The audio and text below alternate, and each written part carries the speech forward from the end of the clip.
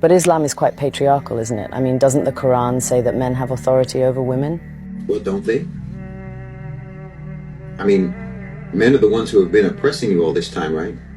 I mean, according to your own narrative, men have been running the show. The feminists are asking for their so-called rights from who exactly? Look, if you didn't have what you call patriarchy, then what you would have is a hell on earth for women. Because clearly, women do not have the power to coerce men, to force men, to make men deal with them this way or that way. If you're out somewhere and a man starts to chat you up and you don't want to be chatted up, what do? You tell him, I have a boyfriend, I'm married, and he goes away. You have to conjure up an imaginary man to get him to back off, because 9 times out of 10, only a man can keep another man in check, because men are inherently more dangerous than women. Instead of patriarchy, replace that word with bodyguard. What makes more sense? For you to be my bodyguard or for me to be your bodyguard? Who do you think is more capable of protecting who? From who? If men didn't protect women, who would? Why, men would do whatever they wanted. And isn't your bodyguard responsible for you?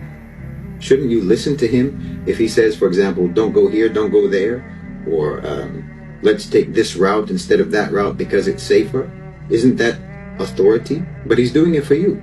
Would you feel resentment about that authority? That's irrational.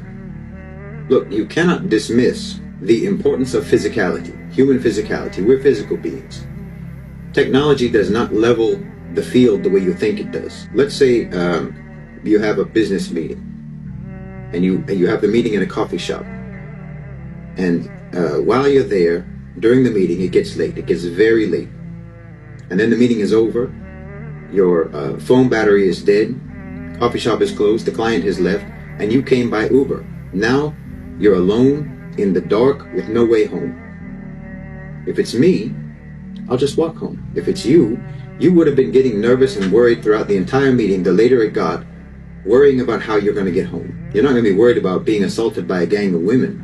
And if you were walking in the street by yourself late at night and you see a man coming towards you, which one of the two of you is more likely to be afraid? Who's going to be scared of who? But see, you in the West have confused this. The feminists have confused this. The red pillars have confused this power imbalance with superiority. We don't do that because we don't attach that kind of value to it. It just is what it is.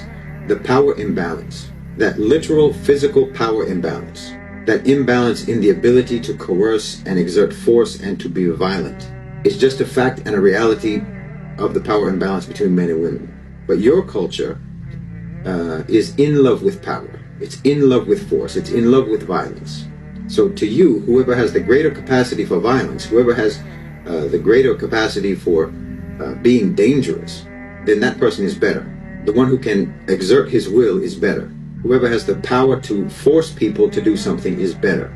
And whoever is weaker is less. It's because you admire power so much, and you admire force, and you admire the ability to coerce, that you find yourself resenting that men have authority over women, or the idea, the concept of men having authority over women, because you think it's unfair. You think that women are being deprived.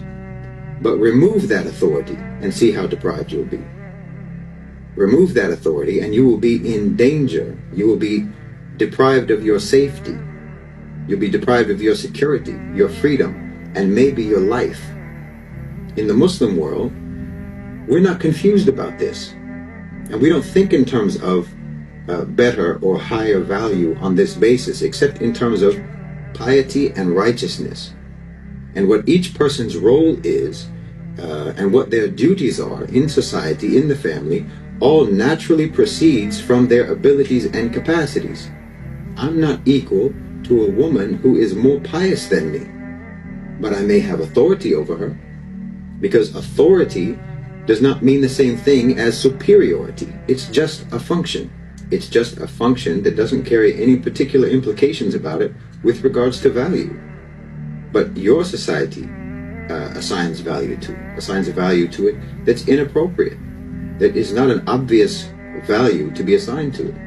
You in the West, because you've largely become atheists, will make fun of Muslims, will make fun of our intelligence, because, as you say, we believe in fairy tales. You say we believe in a God without evidence.